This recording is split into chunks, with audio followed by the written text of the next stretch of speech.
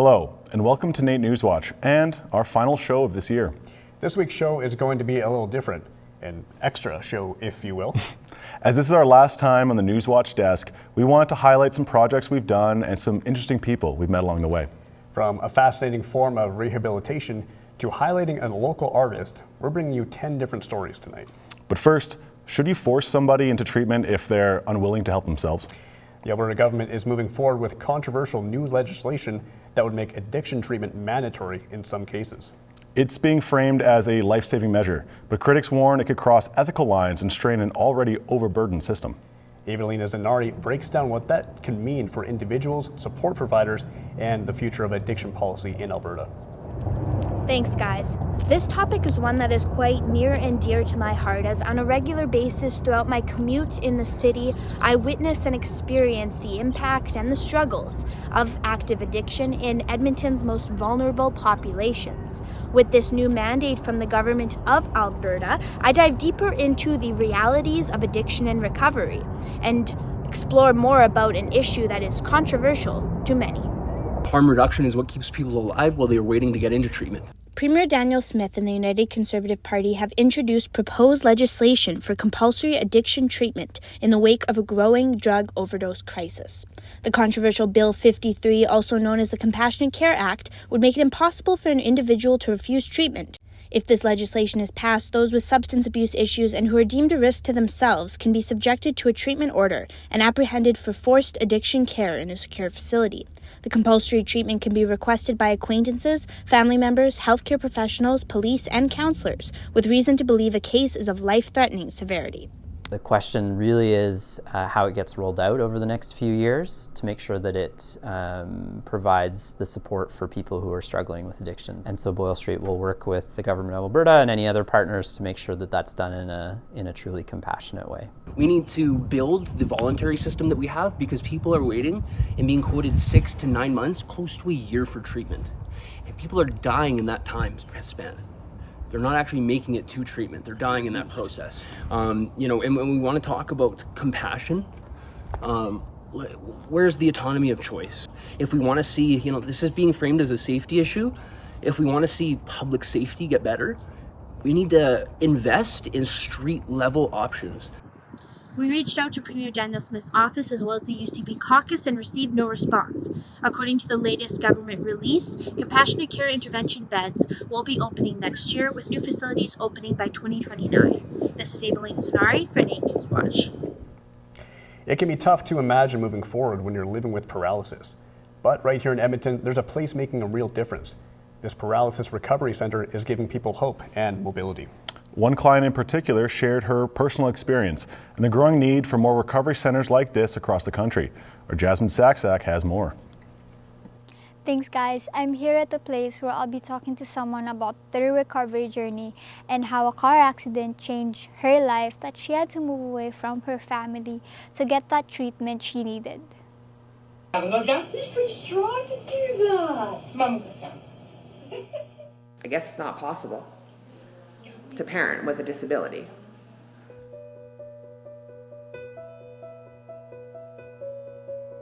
Well, I'm from BC, and when I was injured, the BC healthcare system kind of left me stuck. Christy took her chance and flew from BC to Edmonton to receive a treatment to improve her mobility.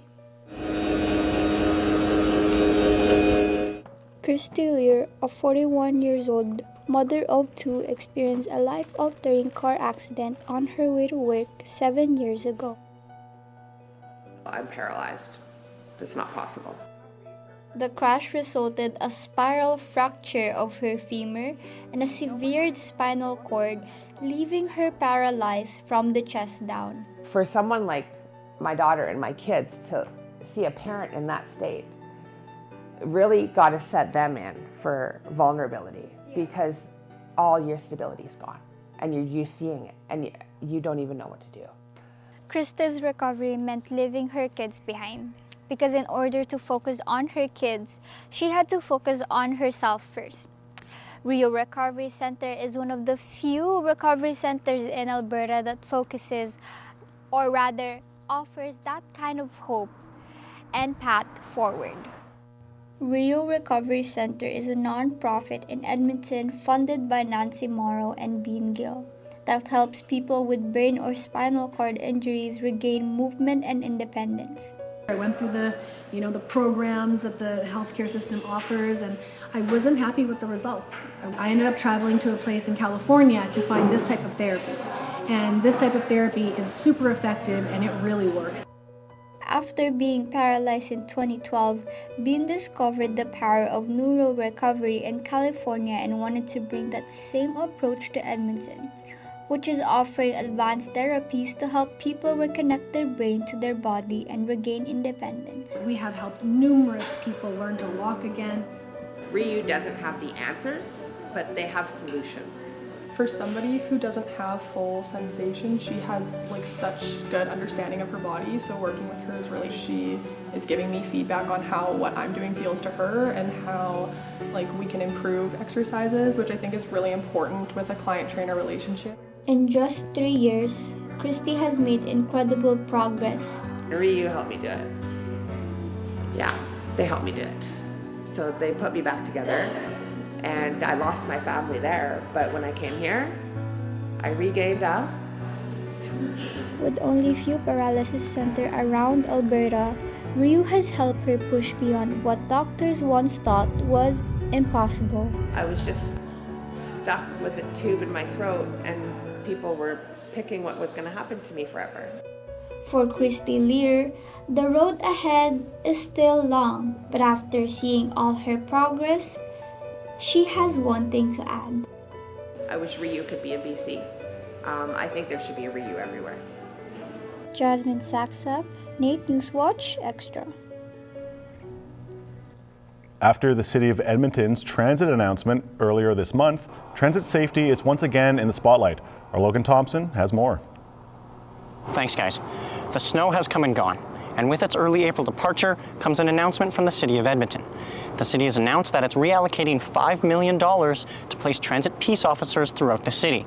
Now, although Edmonton is slowly moving towards a safer travel network, transit safety is still a prevalent issue in our city.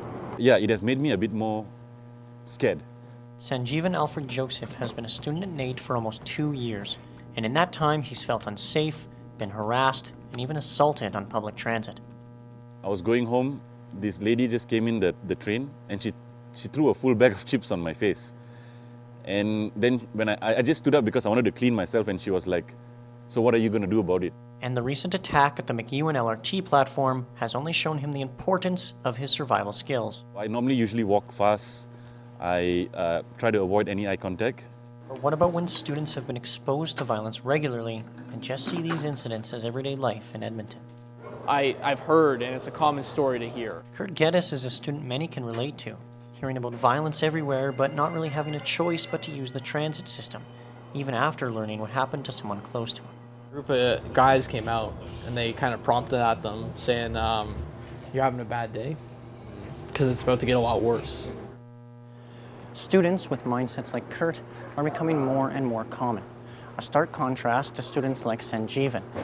In relation to their services after the attack at the McEwen LRT station, NAIT Protective Services even said, quote, "There has not been a noticeable increase in questions or concerns." The head of the Justice Studies program here at Norquest College might have some insight into why that might be the case. I guarantee you that the last 2 to 4 years that they've been on the trains, they've seen nothing change. So they're not going to invest their own time to try to make that change. Being a retired Edmonton police officer of 25 years has taught Dan Jones a lot about what happens to people and a city after long-term exposure to violence. Significant violent events don't even make the news anymore. And I always used to talk about this when I was in a homicide. You know that your city is in disarray when your homicides don't make the front page. So the question remains, is there anything we as students can do to protect ourselves? Keep your head up, be aware, don't be looking at your phone. I think that what the students can do is lobby the police to do a better job. And as for Sanjeevan, well, his request is a little bit simpler. I would really like to see more is the presence of more peace officers or authorities nearby this station. I'm Logan Thompson for NAIT NewsWatch Extra. Edmonton's walls speak in vibrant colors, the language of artist A.J. Loudon. But his story goes deeper than paint. Today, we explore AJ's journey, his art, and the partnership that shapes his vision with his wife, Leah. AJ Loudon. While his name may not be familiar to you, his artwork certainly is. So my name is AJ Loudon. It's capital A, capital J, capital A, Louden. I'm an artist. Growing up in a small town near Cochrane, AJ relied on influences from his Jamaican heritage and for the art to come to him. Growing up in a small town, we didn't really have access to art galleries in the same way that you might in a big city. And so one of the things that I did see regularly were trains that would pass through the small town. And there was art on the side of the train cars. While those passing trains offered brief glimpses of creativity and color, life in a small rural town came with its own challenges.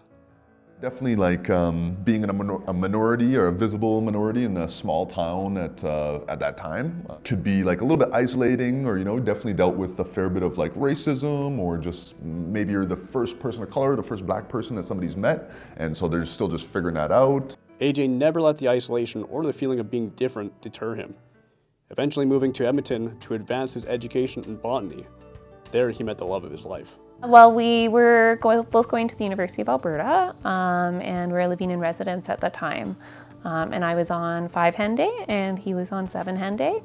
And I had a good friend who was really good friends with someone on 7, and he thought we would be really good friends with AJ, so we literally just went and knocked on his door, and that was it. Leah met AJ in those early university days, a time of exploration and finding their paths.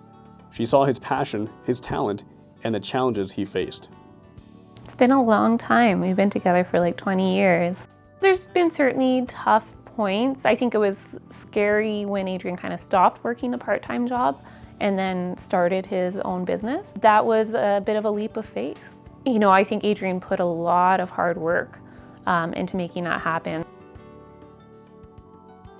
It's easy to be captivated by the sheer scale and beauty of AJ's art, though his most profound impact might be happening on a smaller scale. Through his program, the Aerosol Academy, he's inspiring the next generation of young artists to be creative and to express themselves and to see the world in a different way. So it's one of the reasons I work with kids a lot. So I've done lots of work with kids around the city and around the province, and focus a lot of my energies around mentorship and around helping young people understand art as a tool to be able to see themselves better and to be able to see other people better. I think obviously with art, the art you make, the artifacts that you create are something that you leave behind. The piece that once again isn't really seen as much but is important to AJ is how you're also kind of teaching others and bringing others up with you. Edmonton has a deep military history that has been part of its foundation since the beginning. That's why our Taylor Winnie Hughes crossed this spot off her bucket list earlier this year and has been back many times since. Thanks, guys. I'm here outside the Prince of Wales Armory today that hosts the LER Museum to take you on a trip back in time to a place that I first came to in the winter. You can see it's beautiful weather out right now, and I touted it as a great place to go in the cold. But honestly, I found recently that it's just a great place to go at any time. So whether or not you're into museums or not, honestly, there's so much wonderful Edmonton history here. It is super interesting. I think that it's super fun. So let's go back to winter, Taylor, and check out the first time I was ever here. With Edmonton in a cold snap, it's hard to get out and have some fun. But there are wonderful places to enjoy winter indoors, such as the Loyal Edmonton Regiment Museum here in the Prince of Wales Armory. It's a perfect time, perfect weather, inside to come down, grab some friends, and Try this! There is something for everybody at the LER, with knowledgeable staff, a stuffed coyote, and showcases full of medals. Sasha, Logan, Shmiza, Katie, and I were shocked at the quality of this museum. It holds 2 halls of war memorabilia, a word search game, and information about Edmonton's deep military history. Edmonton is a bit of a military town, right? Like it's had regiments and reserve units throughout its entire perpetuity. And so Edmonton isn't just kind of the old city of champions, it's the city of heroes too. The museum is currently working on an exhibit about military musicians. In the basement, some drums are being restored by David Hockett, a volunteer who is also a retired military musician. It's the people here that bring this museum to the next level. Ask Kate about military nurses, or David about grenades. They might even give you some white gloves so you can explore the basement without damaging their collection. Usually after we do the gallery, then we engage Young and Young at Heart to do try-ons, so you're welcome to do that. No way! Really? That'd be awesome. Oh, yeah. After testing the weight of a flak jacket, we all took our turns digging through the bins, helping each other get dressed, and admiring the clothes. Oh my gosh, it's another cute purse. Plus, I got some inspiration for my next jacket purchase. The smiles on everybody's face is evidence of a museum trip that won't be forgotten, and we are all looking forward to our next visit. Now is the perfect time to come try this with us at the LER. Try on some of the props so you can look like one of us or one of them. You are watching NAIT NewsWatch. Coming up, we take a look at one NAIT student's journey to break a world record. Another polytechnic gets its funding approved, and Alberta deals with its newest outbreak. All this and more after the break.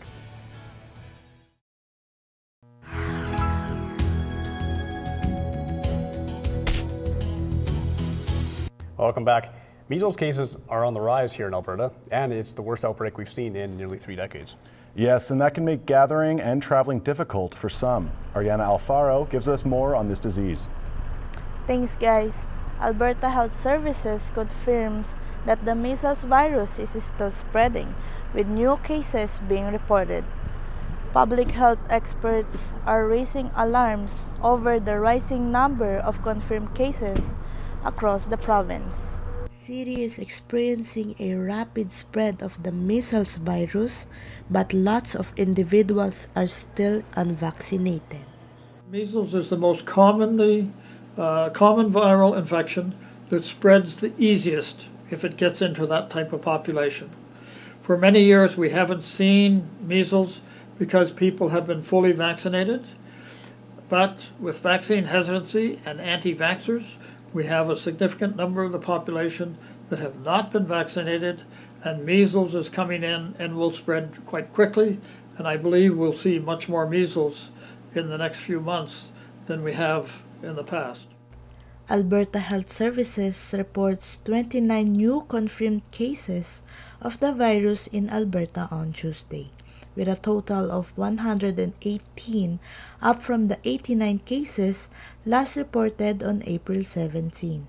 If a number of people in NAIT and at the U of A or wherever there is a large student body and in close contact, if measles is there and people haven't been vaccinated for measles, they will be susceptible and will probably see some older people getting measles because of that. Even international students who are far from their families are worried about their safety. I am concerned with my health because I'm an international student and I don't have any relatives.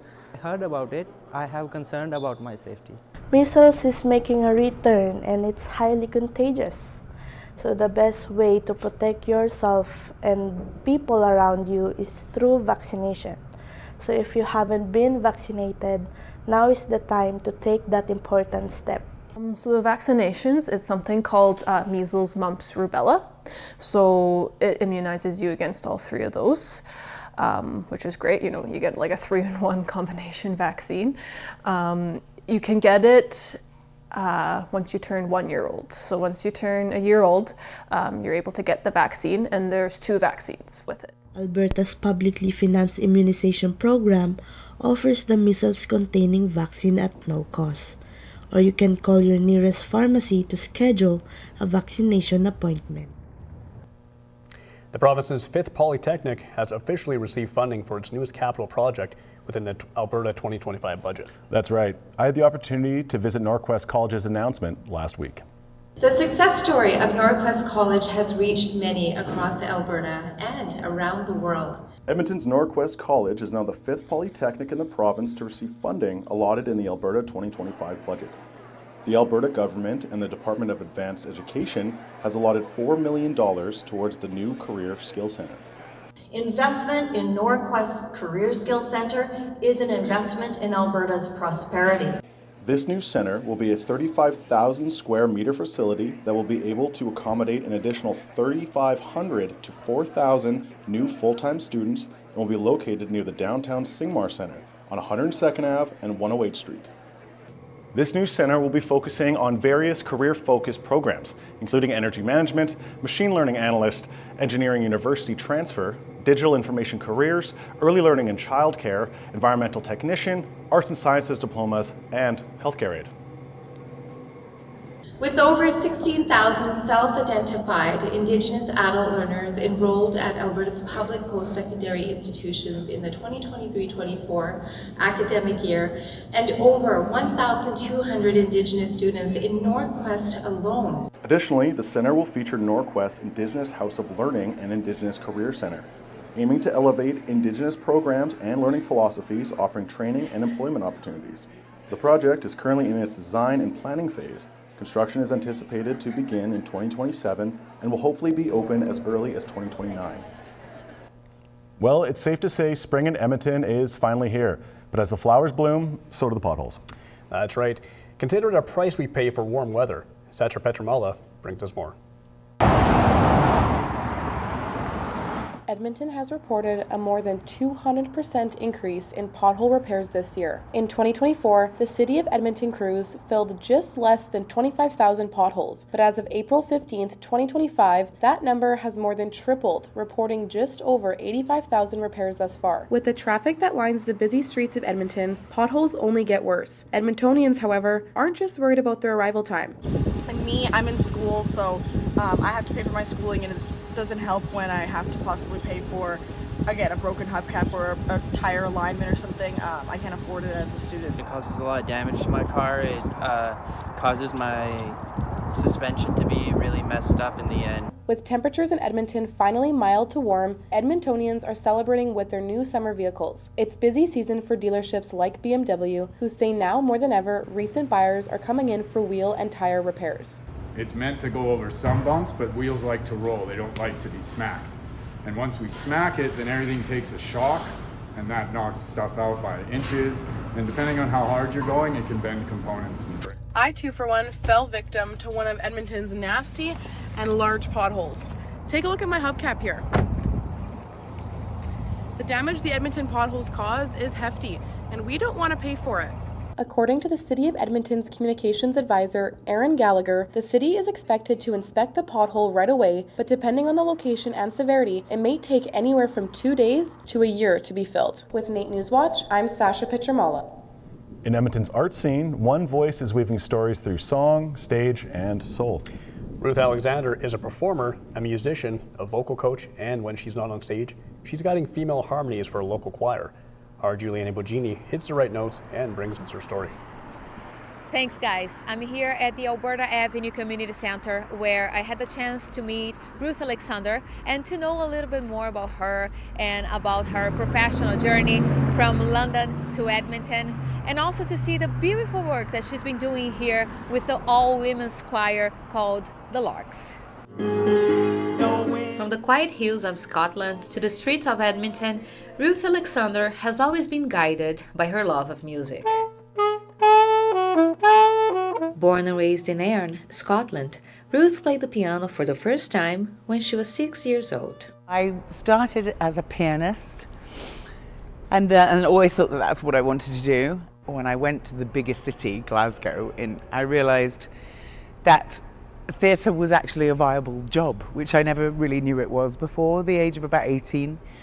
So I left my course in music and I went and trained as an actor in London for 3 years. In London, Ruth performed in musicals, dramas, and appeared on the television series Coronation Street. In 2017, Ruth, with her son and husband, artist Max Rubin, decided to move to Edmonton. We were living in Barcelona, and we were just about to sell up in the UK and move to Barcelona and start an English-speaking theatre company in Barcelona when the Brexit vote happened. And overnight, everything about Europe for somebody from the UK became unstable. Her debut on a Canadian stage was in the Citadel production of Once. It was luck because they were doing Once and they needed an older woman who could play accordion, so it was perfect for me and it was just serendipity in the right time. Ruth was in a cast of A Christmas Carol for 6 years, along with Julian Arnold, who soon became her friend. And then she witnessed the unimaginable. I was on stage when Julian Arnold, who played Mr. Fezziwig, he passed on stage during the Fezziwig ball, and it was it was pretty traumatic, and so I think without him I don't want to do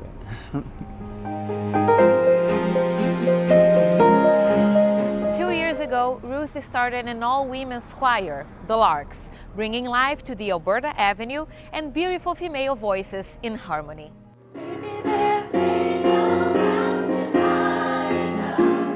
She's a wonderful person to be around, so it's like always a joy, and even if you've had a long day and you don't really want to come, by the end of it, I feel refreshed and good.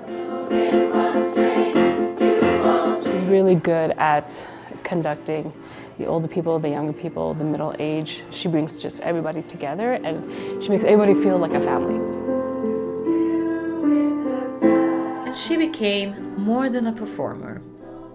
She's a friend, a mentor, and a community builder to these women. Can't even tell you how much I look forward to every Monday night.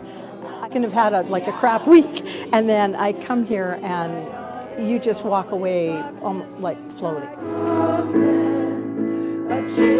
Today, she continues to inspire the next generation of artists, proving that love for the stage shines through, and that even in our most vulnerable moments, we can always find our true colors.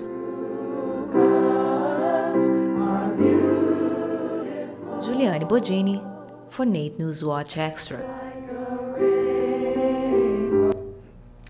A student here at NAIT is hoping to set a Guinness World Record this summer while also raising money for a cause close to her. Katie Wallace has more.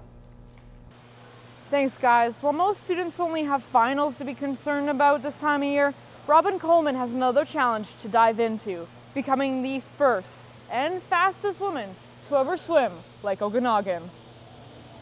My name is Robin. I'm doing a Guinness World Record attempt. I'm going to swim the entire length of Okanagan Lake, which is 106 kilometers. When she first brought it up, it was like, do you really know how big that lake is? She's been training for this for 2 years. When she was able to complete her 10K in Lake Huron, it was like, oh wow, this is real and we can do this. So she's taking off at 10 a.m. on June 16th, and she plans to be finished by Wednesday. She'll be swimming around the clock.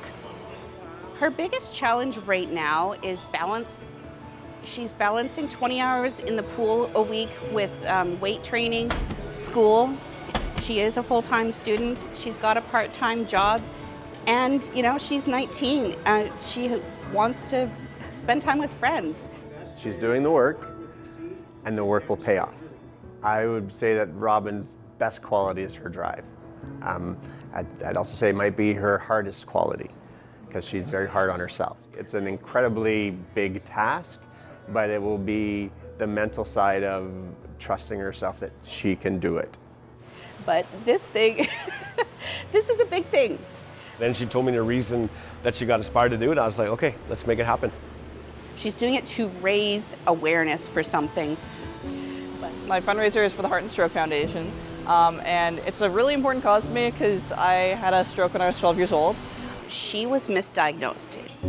It was terrifying, and that's why she wants to do this. I was competing at a near national level, and then I had the stroke and lost a lot of physical ability. She doesn't remember it very well. We kind of downplayed it as her parents. We didn't want to add fear. She was paralyzed on the left side. She could not see. She couldn't speak very well. She had to learn how to eat again. There were a lot of different impairments. I didn't think she'd ever swim again. There's always that doubt and always that fear that something like that could happen again.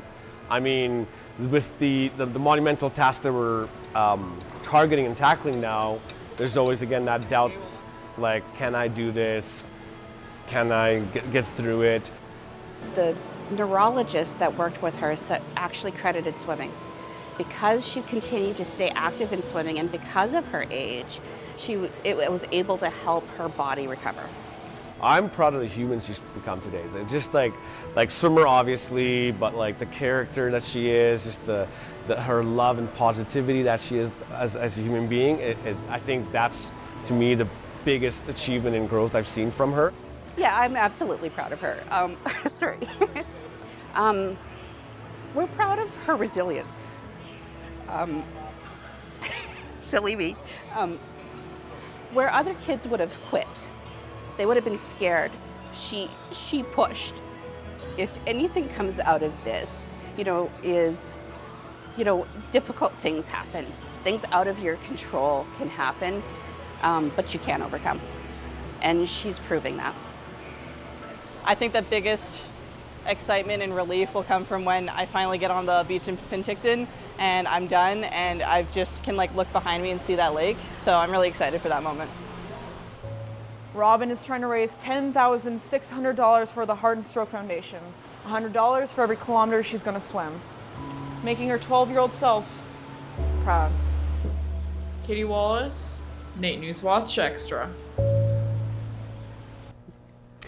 Well, that's a wrap and our final show. A new team will be greeting you in the fall, bringing you more important stories happening around you. From all of us here at NewsWatch, thank you all so much for tuning in and allowing us into your homes this semester. Goodbye for now.